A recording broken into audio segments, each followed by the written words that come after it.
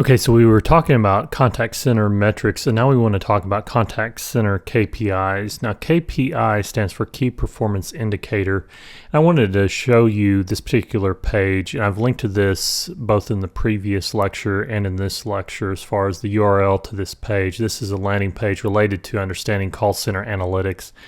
Now we're going to go into call center analytics much more later on in the analytics section of this course. But when you think about analytics, that has to do with measuring performance of support agents, and analytics have to do with metrics and KPIs. And so this page, if you scroll down, it has a lot of great information related to different metrics and KPIs. And so it'll be a good idea for you to get through a lot of this and review this.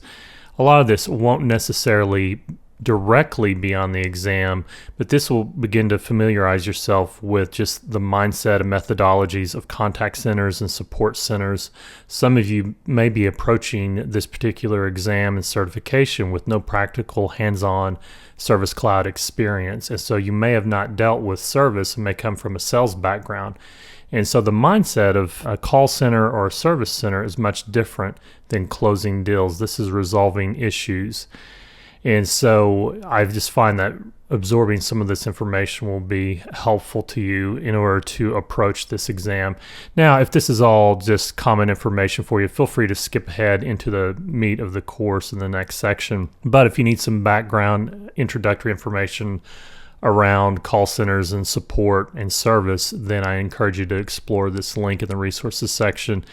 And then as well, here's some of the service metrics for the customer powered age. It says get the ebook. So if you click here, and I'll link to this as well, you can consider this some supplemental information to this particular course and this lecture. And so this has to do with some of the analytics that are available in the Service Cloud. You can also watch some different Wave Analytics demos. There's a little bit on Wave Analytics for service on the exam, but not much. We'll go into that later. You can watch a demo here of that. You can download this 5 questions for service ebook and download this Wave app for service download as well. And so here, if we look at this real quick, here's some agent KPIs. You can get a complete view into cases, CSAT, which is customer satisfaction, and more with embedded dashboards in the Lightning Service Console. Now, they've recently renamed the Service Console the Lightning Service Console, so I'm going to try and refer to this as the Lightning Service Console throughout the duration of this course. And then also one of the key KPIs that we need to discuss is customer satisfaction.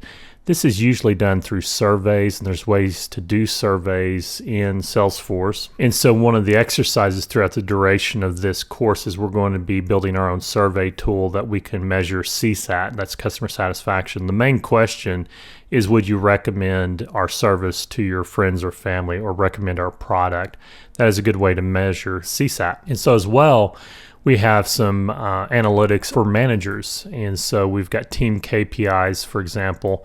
Once again, there's that word CSAT.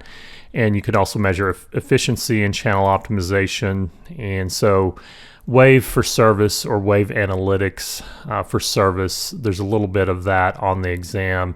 We will go into that somewhat, but for now, let's just focus on the contact center KPIs, and I encourage you to follow through with some of these links here to begin to just get yourself familiar with the mindset of a support rep or a support manager, because the Service Cloud is all about that. And so in the next lecture, we're going to be talking about business challenges that contact centers face.